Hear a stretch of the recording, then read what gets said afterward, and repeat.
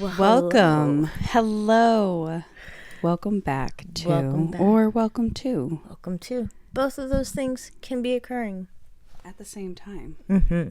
So, welcome to Queer Films Revisited, a queer cinema review podcast. where we dive a little bit deeper into the movies that we've already reviewed, going into their backstories, the audition process, and just giving a little bit more of our experiences with the films. So, I'm Candice, and I'm Em. Thank you for always reminding me, because I will just keep talking. it's so because on the first one that we did, you reminded me, so it's now in my head. So I always forget.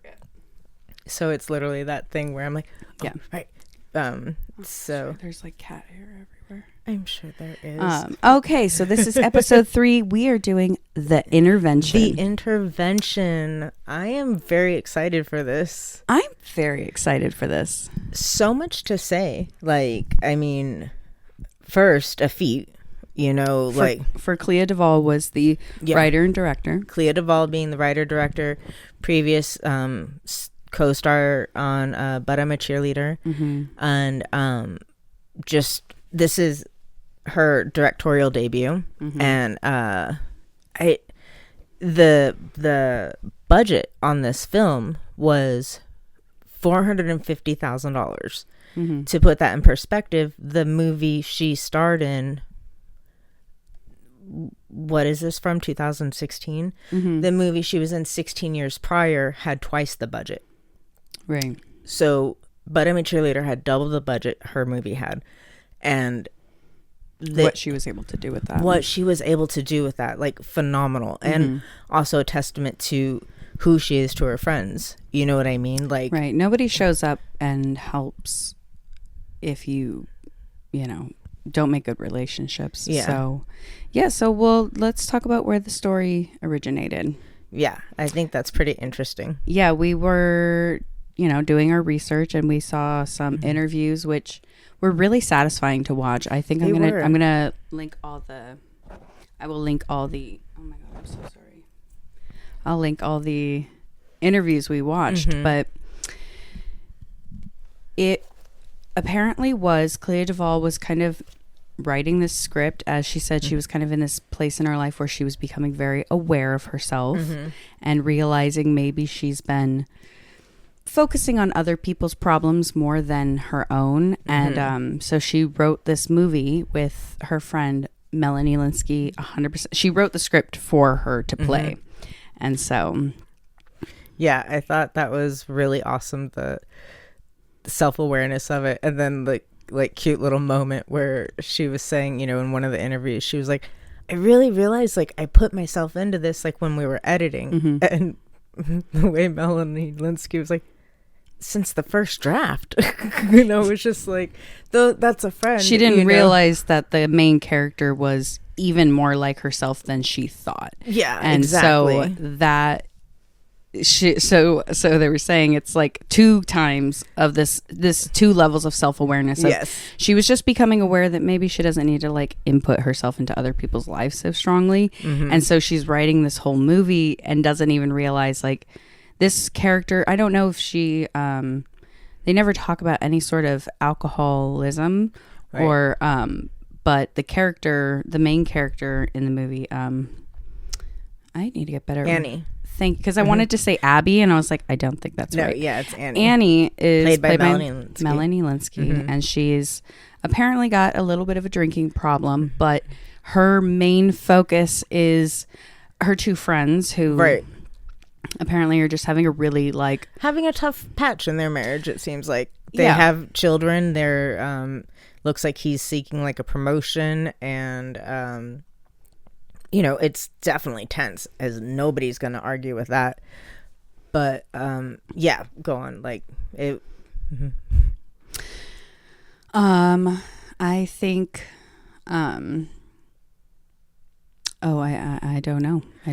So the story originated from her just kind of writing her first script. I don't know I doubt this is her first script, but this was her first thing that she actually went and got sold to studios and was able to get it together. And $450,000 is absolutely a ridiculously small budget, but I love it because she knew it was a good distributor. It was Lionsgate. She had produced it or bought it, right? I believe it was TriStar Pictures who produced it, and I think it was sold to Paramount and Samuel Goldwyn, perhaps. I could be mistaken on that one.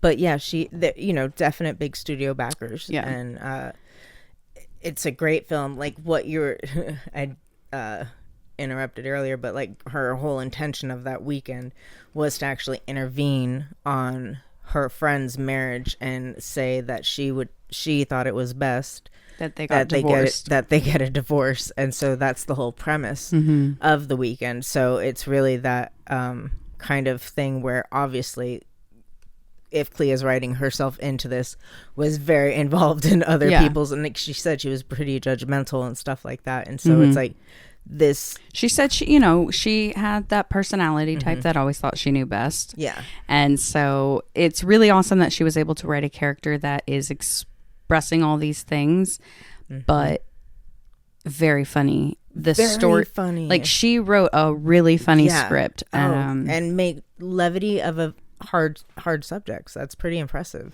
Yeah.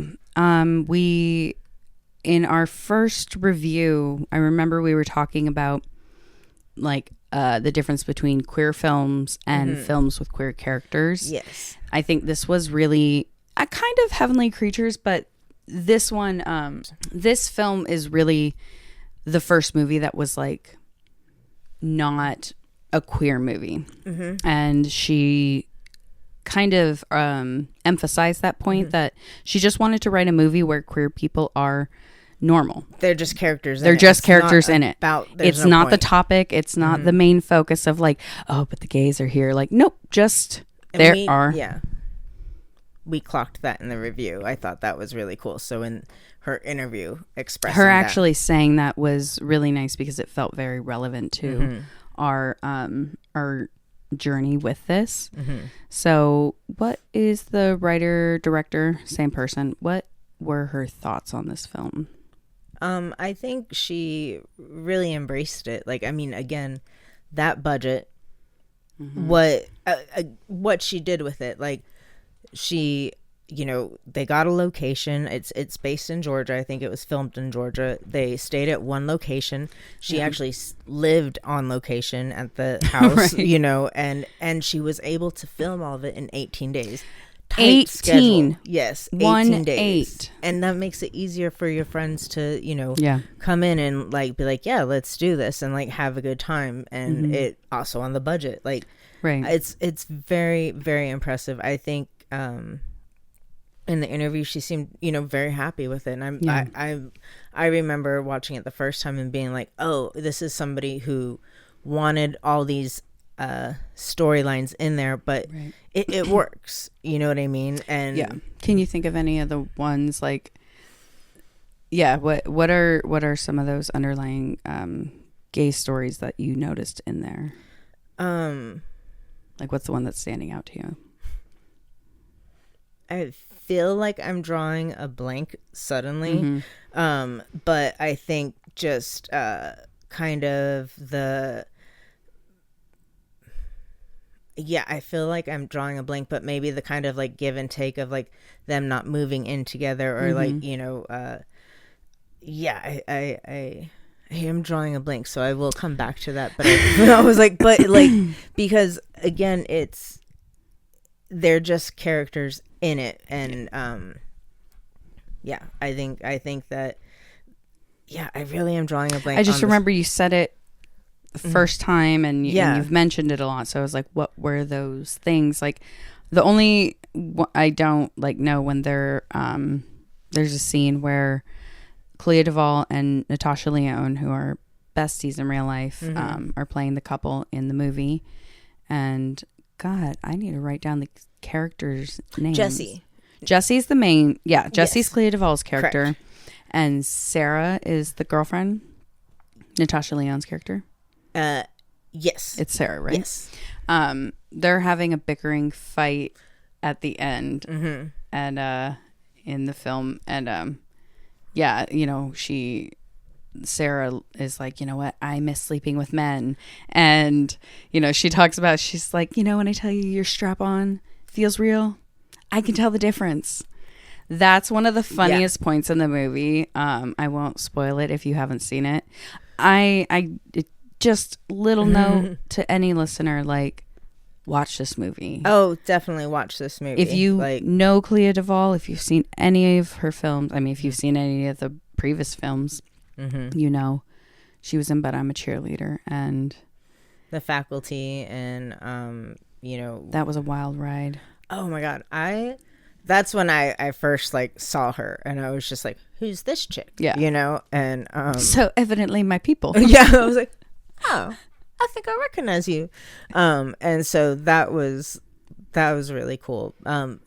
But yeah, it's just like I think those are just those kind of things of what she fit in there with the humor. Yeah. It's like, I think that was just more it, like the kind of like funny jabs that you want to see in there. And it's like,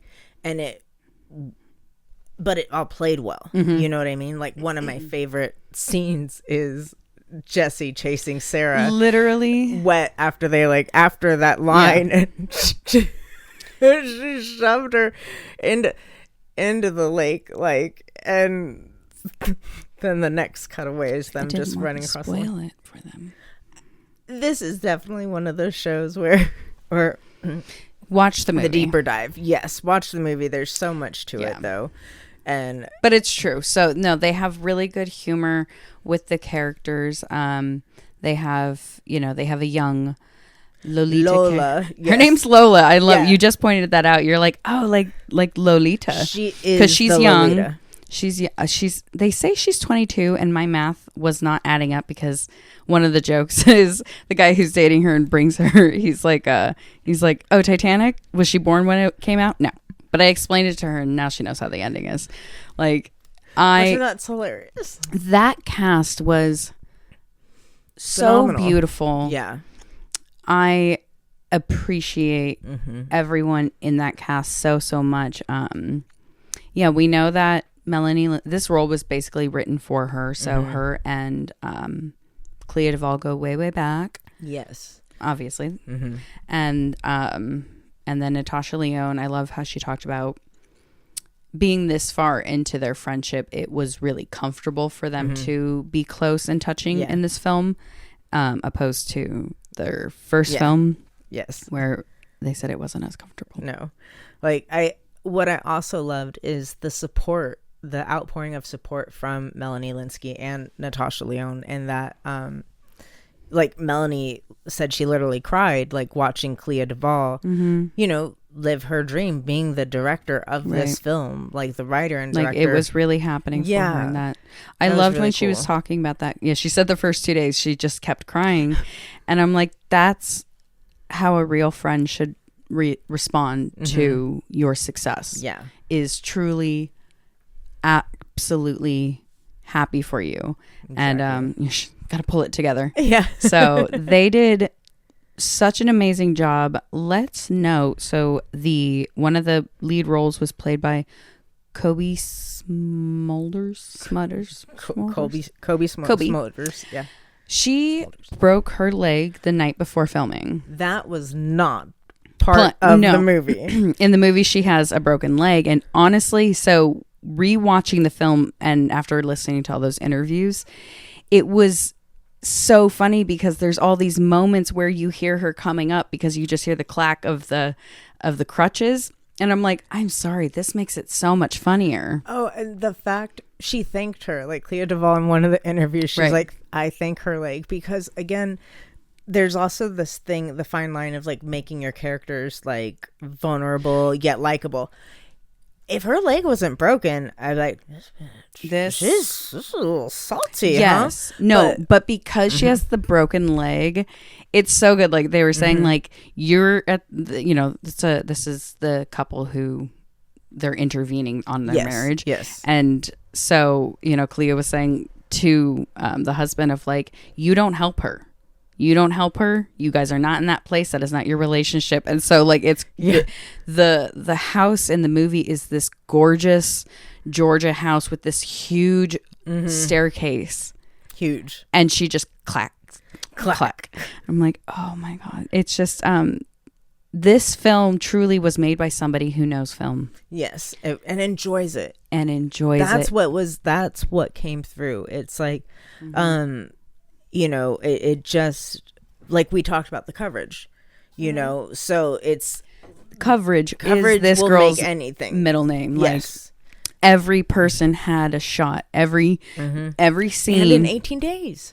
That's what I mean. When they said that, I was like, that's very impressive because she had so much coverage. And the talent. That's where it really worked out. Yeah. She doesn't just have like any friends. Yeah. You know what I mean? This is a very talented and stacked cast. And so it's like the way they were able to trust her and then the way she was able to trust them, it's such a feat. Like that's what's really beautiful to see of it. Like what a great first time like experience that, you know, is released for us to see. Yeah. So that was very encouraging. Did we hear them talk about post-production at all? Just that's when she realized during editing. Yeah. That's funny. Clea Duvall's editing it and going, I think I'm a little bit more like this character than I thought. And that is so beautiful.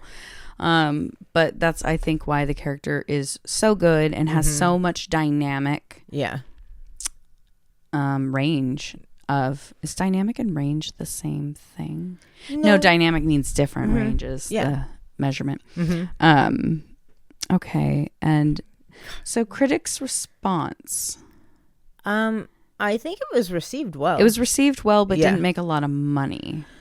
No. It was like but again, with that budget, I don't think they're able to promote it.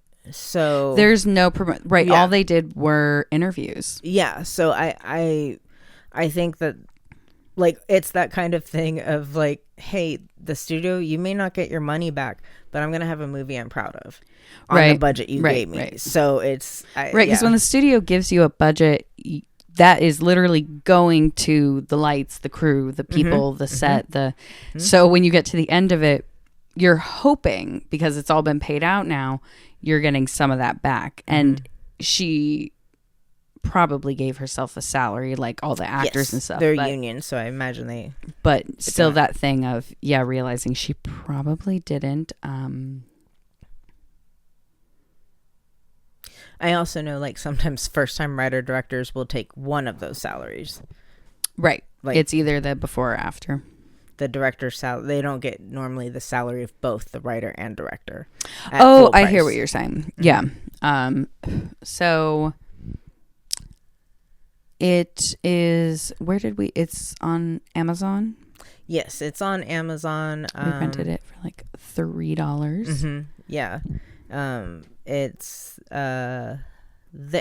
pretty much everywhere. I think it's like on Pluto streaming free. Oh, okay. Which I think is a free service, so that's pretty cool.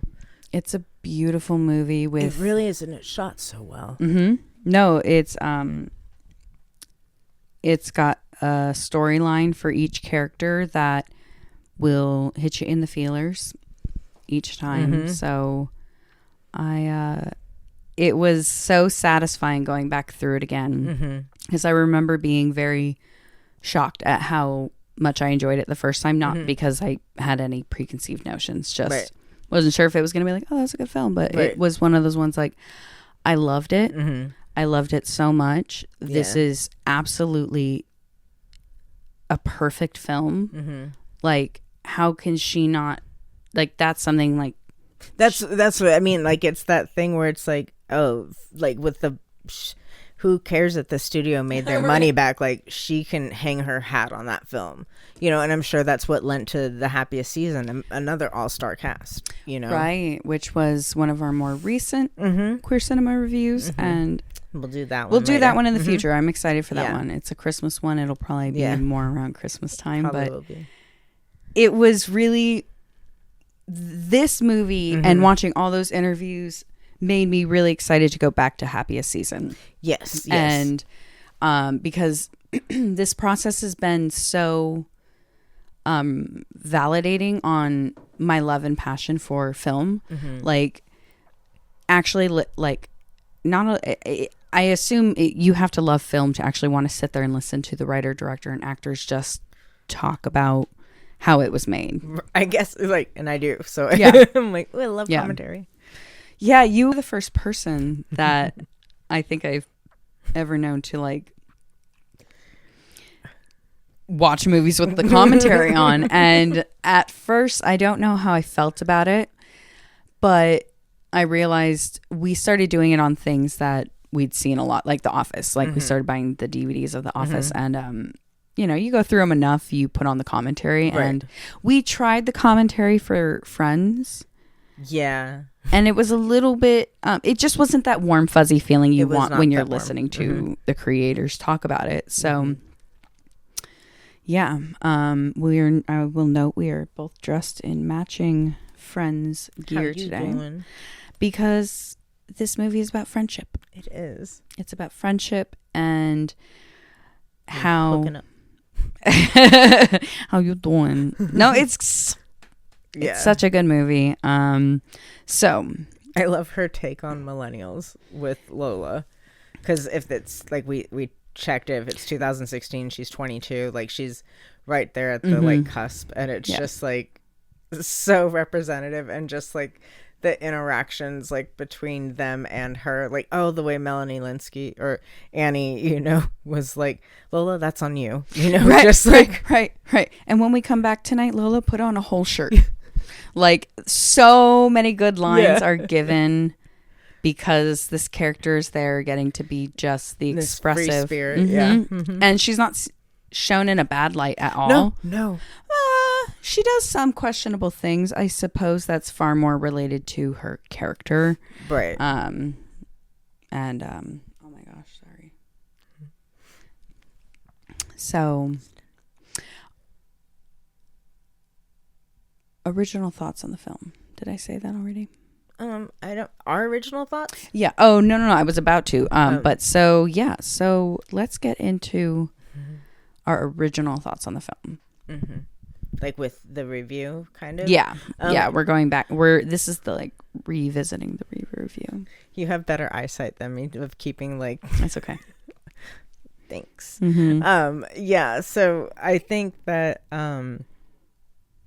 this time around, I was just as impressed and was able to, I feel like, even enjoy it more, you know, and just seeing the kind of, like, lightheartedness that was applied, and just like, I mean, again, the funny, like, just, you know, witty, sharp comments all around, you know, from everyone, I think really like was just fun, good stuff. And I think we, like, really full circle, like, with the whole story. Like, I was able to, I think, having kind of had having had a episode where, again, drinking, I'm able to appreciate Annie's situation and just be like, oh God, that is not fun when everything is just pushed out, you know what I mean? And it's like, I don't think I had the same appreciation, and I'm just like, oh, she was written impeccably. You are so right about that. I don't think I really noticed. I did not notice the alcoholic. Obviously they get around to it, the, like you said, the double entendre of it being called the intervention. She's the one who needs it, right?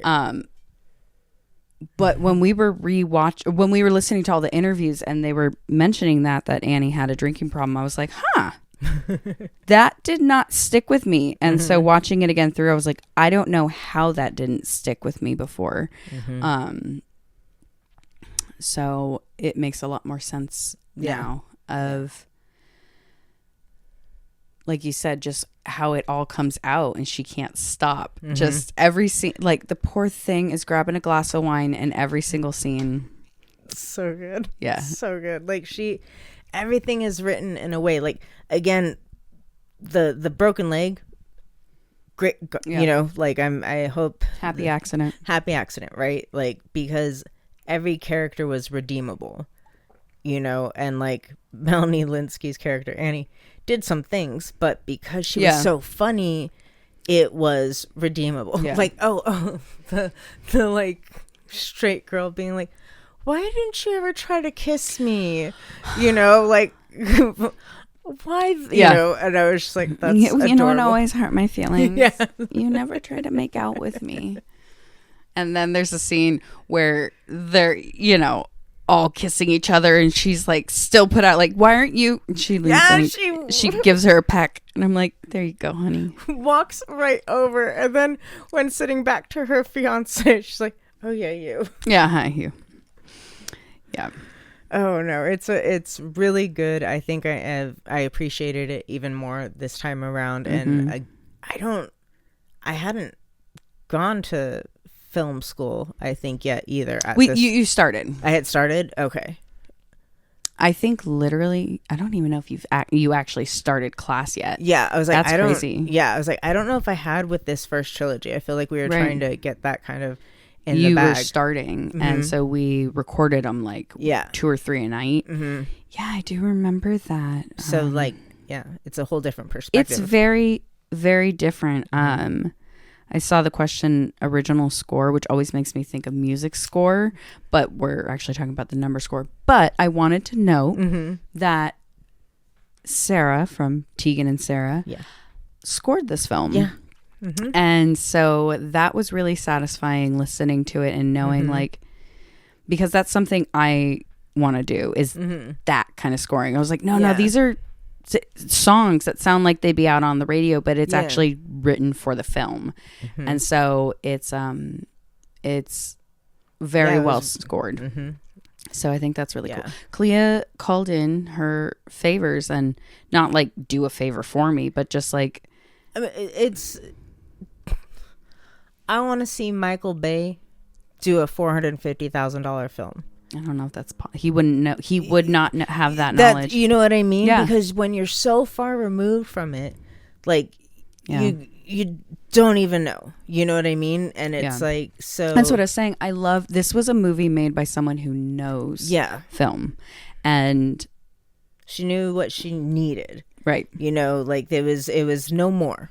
And it was definitely no less, though. Right. That's what was really cool. Like, it was, I think, in total 3 locations: the arrival airport, the park, and the house. Right. And those are completely feasible. She didn't even have the whole cast at either of those locations. Right. So, 2 of them were just 2 people. And so those are completely really different things. Yeah. What a little clever idea. Yeah. So, I mean, knowing all the things like we know now, I'm like, oh, when I heard 18 days and the budget, like, to give like concept to the budget, like, I'm telling my mom about it because I'm just so impressed the product. My mom was like, who has no knowledge of anything, but she's like, isn't that like really low? You know? And I'm like, yeah, it's hella low, but you wouldn't know I mean, I was shocked when I saw that, because the end product at no point gives that away. You know, so no, there's not there's not a moment of, ooh, I see where she couldn't afford, like, no. This movie is so beautiful. I could see why it maybe didn't get, it's not widely popular because there's no big is it a rom-com?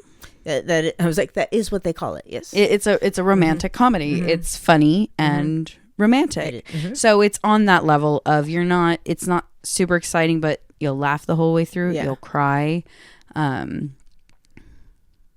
Yeah, I think it's like, you know, she referenced like her favorite movie growing up was The Big Chill, and so this is kind of like, I feel like a new generation probably of that, and so I'll have to see it.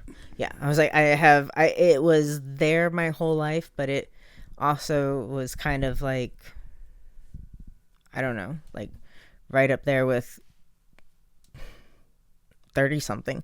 So it just I was like, it's a little beyond she seemed like somebody who was a very mature child. Like, right. I was watching You Can't Do That on Television. Right. So yeah, no, she was talking about how she said it very admittedly, she's like, I thought I knew everything when I was younger. And so henceforth the character in the movie and everything. Like, she has a much more relaxed energy to herself. She was being very kind to Natasha Lyonne during their interview. She was only at one interview, and at one point Clea Duvall's like, okay, welcome, Natasha Lyonne's stand-up. I'm like, oh, this girl is trying to talk about her very professional, important grown-up movie. And Natasha Lyonne is wild. It's amazing how she plays these characters in a way that I'm like, she pulls it in. She's a fantastic actress. She's a fantastic actress. Like, the cast, freaking phenomenal. Like Clea Duvall's in it herself as well. I mean, but those Natasha and Melanie really just bring everything home, I think. Like Natasha Lyonne is like kind of like the sound mind throughout it, which is kind of, as you're saying, of like, she's so wild, like, is kind of a funny, she played the straight person, not literally, and not lit, but she was like, I got head on my shoulders, like, why aren't we talking about moving in together, like, what's going on here? And so that was kind of cool. And then I think they like really played off of each other very well. And which one? Natasha Lyonne and Melanie Lynskey, like the way they kind of like. I'm just trying to think of like a scene where they interacted and had any sort of the picnic bench one. Like, it's like those kind of things of like where they wouldn't necessarily interact to one another, but like then like Melanie Lynskey would say something and then Natasha Lyonne would like respond to Clea Duvall, kind of thing. So it's like more of that kind of play together, like, okay, and so everything just flowed really well. It flows very well. It answers all your questions, and in my opinion, it's a happy ending. So I think on the original review we just gave it 1 thumb each. I gave it 2 thumbs up. You did? Did I? I think you went 1.5. Sounds about right. I would give it 2 thumbs up. I wonder if I'm going to feel that way. Probably not. I was like, don't get ahead of myself. But I feel like going back through, I'm going to appreciate these films way, way more. Yes, I think. Like, this is one of those movies that it felt like the movie we just watched.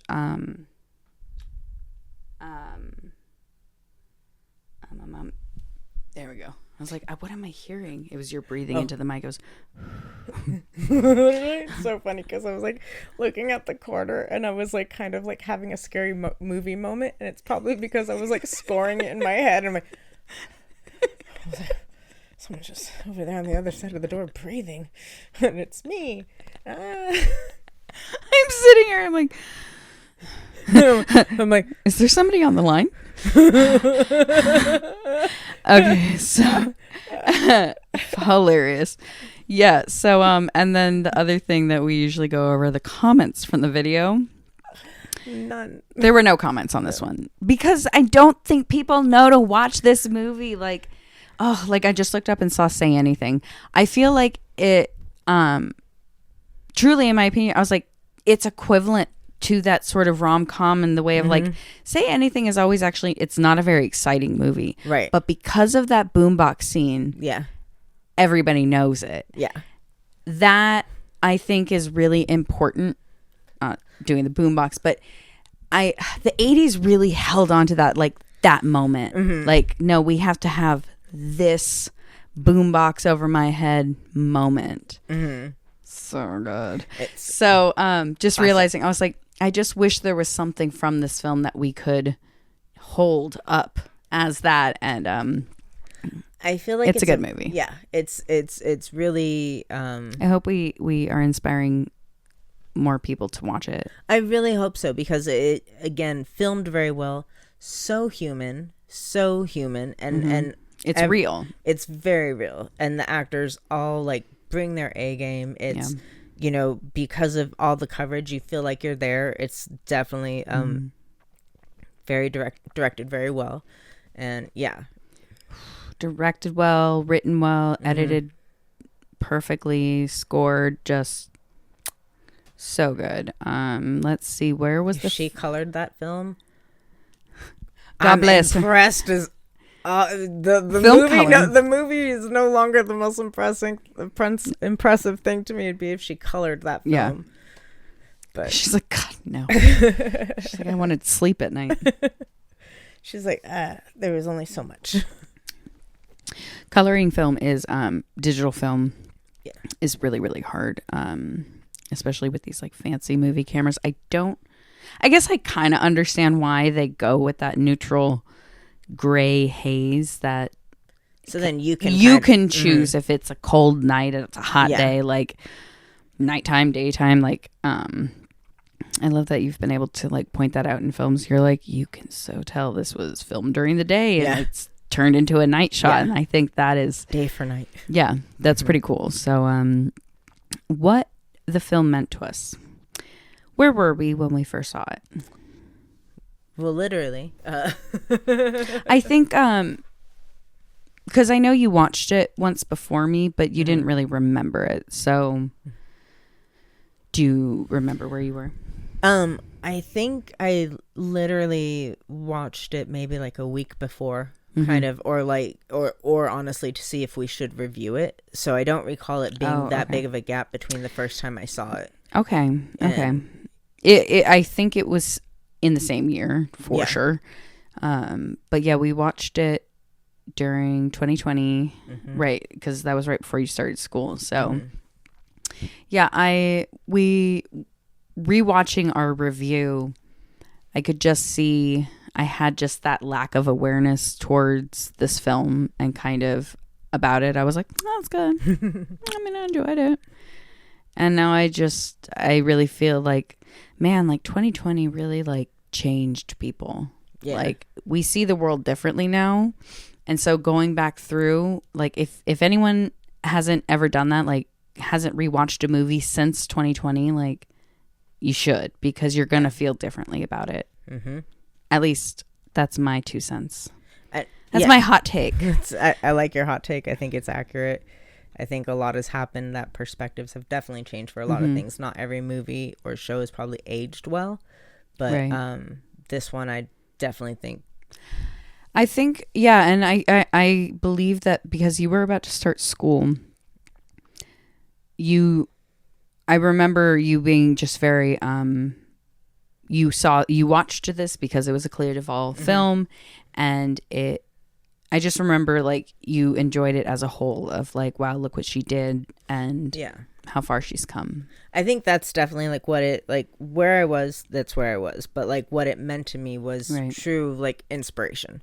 Like, I knew nothing of the shooting schedule or budget or anything, but I knew this was an actor I had seen, in films and shows, and then now was given this opportunity, earned this opportunity to write and shoot this feature. And it was like, like, oh wow, that's really inspiring, and so, and human. The story is very human, and that's like the movies I like. And so I think that's what it meant for me. It was truly like a inspirational, like kind of like Schitt's Creek, like like she's done it, doors open, let's go, so I think that was just it. Like it was like, here we got a great movie where there's just queer characters in it. They're a couple just as long, just success. Right along all the other couples, heterosexual, everything. They were just one of the couples. And I think, truly it was, I feel that, where were we when the movie premiered? Right. So 2016 that's when it came out, right? Yeah. That was quite a time. We were, like, that's when I'm thinking, I think you watched it when it came out. Because I'm now thinking, I was like, yes, I remember the apartment we were living in, and I remember walking out and it was on the TV because I saw the scene where she threw peaches at me. And I remember seeing that and laughing and having no idea what the movie was and just thinking that was funny. And I think it was around that time. again, you watched it because you were like, ooh, Clea Duvall made a movie. I think it like was on Prime, and yeah, I think that's where we mentioned it. So that's my memory of it. Is it was 2016, so that instantly reminded me of what apartment we were living in, and that. No, I don't. My memory's not the sharpest, so I don't. Turns out memories aren't even real. We make them up. Our brains will convince ourselves that we are 100% right, and because that memory now is like solid real for me. I was like, yeah, I was walking down the hallway and I looked over and saw the TV. I don't know if that's true, but when I said 2016, I was like, I do recall when it first came out. You watch, oh, you know what? I was like, see, I made up the memory because I think you actually watched it in the bedroom. But I think you watched it when it came out because it was a Clea Duvall film. And you were like, I love her. Yeah. And I really want to see like, this. I wonder, because I feel like I didn't know when it came out. It had no promotion. So I feel like when I saw it, like, you just watched it as soon as it was available. Yeah, as soon as I saw, like, it, like, in the sense of, like, it came up on the feed, and I was like, what is this? You know, and then because like, you recognize all the characters. I was like, she wrote and directed this? Yeah. Like, so I knew it wasn't, like, finger on the pulse, you know what I mean? But I was, like, because I do remember it, like, I didn't know about it. I didn't seek it. And then it just came across, like, just landed in my lap. And I was like, wait a minute. And I was like, what is it, like a But I'm a Cheerleader, like, reunion? This is amazing. Yeah. And so it is not. It is not at all. But I did love how they all appreciated their adult presence, like acknowledging how they did feel like kids on set there, and they didn't know what was going on, and how they all had just full agency of themselves and full respect, and it was really kind of cool to hear that stuff. Yeah, I don't remember if that was Natasha or Clea. Pardon. And when they were saying that was really special of how when they were younger, they didn't really know what they were doing, and they felt very reassured with the cast and crew. And then they got older, and it's like, I remember Natasha was saying, she's like, and then you get older and you realize nobody knows anything. But it was cool that they got to get to that place where you obviously know something because the product shows it. It's such a beautiful product, and they did not skimp on the B-roll of Savannah, Georgia. No, that was also a really genius thing. It's a gorgeous place to film, and who's at the door? Ooh. I'm doing to myself. So I think that as a whole really covers the film and the process. I believe so. I believe that is the intervention. That is the intervention. Yeah. Rewatching this and doing all this again. I think I already said that makes me excited for Happiest Season. So. Agreed. Excuse me. So, are there any good quotes from the film that stand out to you? I didn't like Lolan put on a whole shirt. I thought that was pretty funny. She threw peaches at me. That's a good one. Yeah. The Titanic line. Titanic? No. Was she born when it came out? No. But I told her how it ended. And so now she knows. Like, it's the movie that people, like, it's not history. So. So right. Good. Yes. Yeah. So, good movie, good actors. It was satisfying, happy to go through. I'm really happy to revisit it. Yes. And getting to chit-chat with you about been very excited about it. I was like, oh my God, I'm excited. We're going to, like, go even further into this. And then, like, doing the interviews and everything, it just... Yeah. Like, it's a thing of, like, realizing, like, can't have too much conversation about it because then it will feel fake when we're trying to sit down and talk. I'm like, okay, just remember that. That's what you thought. Yeah. Like, so it's a good film.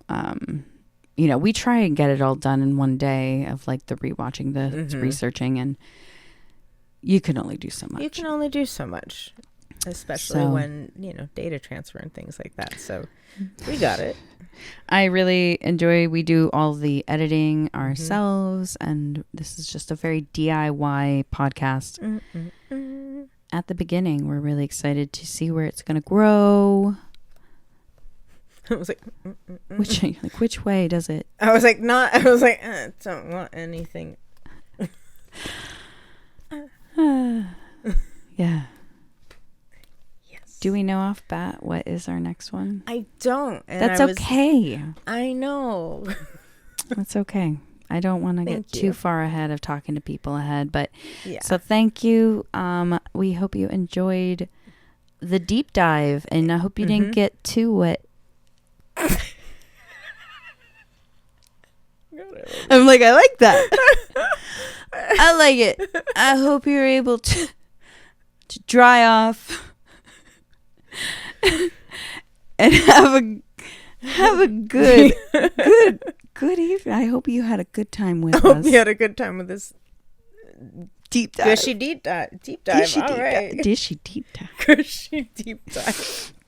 All right. Well, thank you, everybody. And we'll catch you next week. On the flippity flip. Catch you on the flippity flip. Bye.